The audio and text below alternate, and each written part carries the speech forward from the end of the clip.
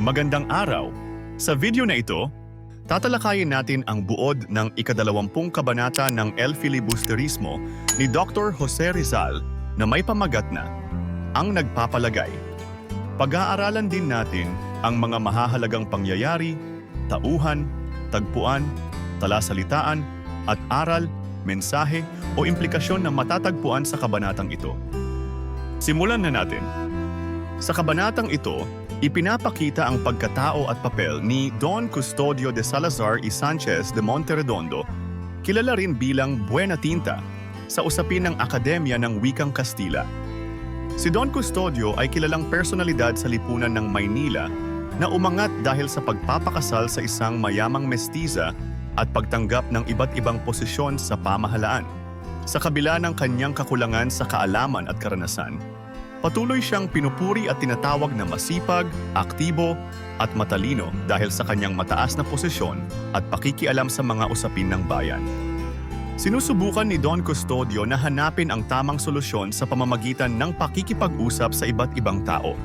Kinausap niya si Ginoong Pasta, ngunit lalo lamang siyang nalito sa mga payo nitong magkakasalungat. Pumunta rin siya kay Pepay, isang mananayaw, ngunit ang tanging natanggap niya rito ay mga hiling na walang kaugnayan sa kanyang suliranin, tulad ng hinihinging pera para sa paglibing ng isang tiyahin ni Pepay. Habang patuloy na nag-iisip, pinaalala ng akda kung sino si Don Custodio. Noon ay nagpunta si Don Custodio sa Espanya upang magpagamot, ngunit naranasan niyang hindi pansinin doon dahil sa kanyang kakulangan sa edukasyon. Dahil dito, bumalik siya sa Pilipinas at ipinagmalaki ang kanyang mga karanasan sa Madrid, kung saan sinubukan niyang ipakita na marami siyang alam at karapat-dapat sa mga parangal. Sa kabila ng kanyang pagiging liberal, naniniwala siyang ang mga Pilipino ay likas na tagasunod lamang at hindi dapat payagan na maghangad ng higit pa upang mapanatili ang kaayusan. Pagkalipas ng 15 araw ng pag-aaral at pagsusuri sa petisyon ng mga mag-aaral, nahirapan si Don Custodio na magdesisyon dahil nais niyang mapasaya ang lahat, ang mga pari, mga opisyal, at ang kanyang mga kaibigan. Sa kabila ng kanyang pag-aalinlangan, sa wakas ay nakapagdesisyon na siya. Sa huling bahagi ng kabanata, masayang-masaya si Don Custodio dahil sa wakas ay nakahanap siya ng solusyon na sa tingin niya ay matalino at makabubuti sa lahat. Sinimulan niyang isulat ang kanyang desisyon ng may sigla at galak, bagamat hindi pa malinaw kung ano eksakto ang kanyang napagpasyahan. Dumako naman tayo sa mga mahahalagang pangyayari sa kabanatang ito.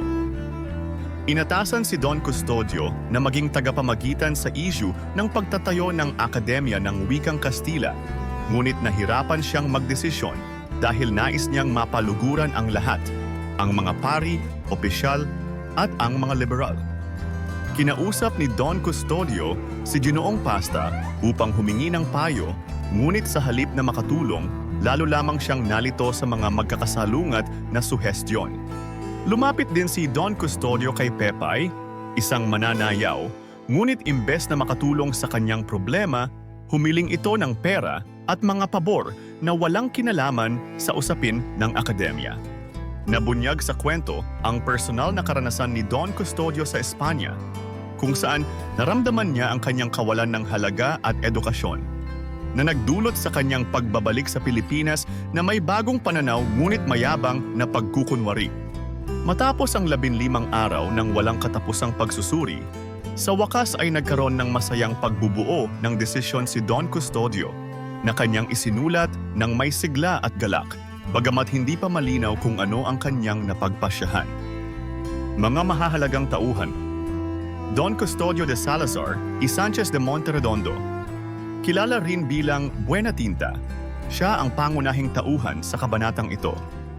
Siya ang itinalagang tagapamagitan sa usapin ng pagtatatag ng Akademya ng Wikang Kastila at ipinapakita ang kanyang kakulangan sa tiyak na desisyon dahil sa kagustuhan niyang mapaluguran ang lahat. Ginoong Pasta, isang abogado at tagapayo ni Don Custodio. Nagbigay siya ng mga magkakasalungat na payo kay Don Custodio na lalong nagpalito sa isipan ng huli. Pepay, isang mananayaw at kaibigan ni Don Custodio. Lumapit si Don Custodio sa kanya ngunit sa halip na makatulong, humiling lamang si Pepay ng mga pabor na walang kinalaman sa suliranin ni Don Custodio. Dumako naman tayo sa tagpuan ng kabanata. Ang tagpuan ng kabanata ay sa Maynila, kung saan si Don Custodio ay nakatira at nagsasagawa ng kanyang mga tungkulin. Ngayon naman ay talakayin natin ang mga talasalitaan sa kabanatang ito. Tagapamagitan. Tumutukoy sa isang taong namamagitan o nagsisilbing tulay sa pagitan ng dalawang magkasalungat na panig. Petition. Isang formal na dokumentong naglalaman ng kahilingan o hiling mula sa isang grupo ng mga tao. Proyekto. Tumutukoy sa mga plano o balak na isakatuparan. Pagbubulay-bulay. Ang proseso ng malalim na pag-iisip o pagmumuni-muni. Pamumuna. Tumutukoy sa pagbibigay ng kritisismo o puna. At ngayon ay alamin naman natin ang ilan sa mga aral, mensahe o implikasyon na ipinakita sa nobela. Ipinapakita sa kabanata na si Don Custodio, sa kabila ng kanyang posisyon at kapangyarihan, ay nahihirapan magdesisyon dahil sa kanyang pagnanais na mapasaya ang lahat. Ang kakulangan niya sa tiyak na paninindigan ay nagpapakita na ang isang leader na walang malinaw na desisyon ay nagdudulot ng pagkalito at kawalan ng progreso. Si Don Custodio ay kilala bilang isang taong laging nagpapanggap na mas maalam at mas magaling kaysa sa tunay niyang kakayahan. Ipinapakita ng kabanata na ang pagkukunwari at pagpapanggap ay hindi magdadala ng tunay na solusyon sa mga suliranin at maaaring magdala ng kapahamakan o maling desisyon. Ang kabanata ay nagpapakita kung paano si Don Custodio ay nahihirapang magdesisyon dahil sa maraming impluwensya mula sa iba't ibang tao tulad ni Ginoong Pasta, Pepay at mga pari. Ang pagiging madaling maimpluwensyahan ay nagpapakita na mahalaga ang pagkakaroon ng sariling prinsipyo upang hindi basta-basta naiimpluwensyahan ng iba.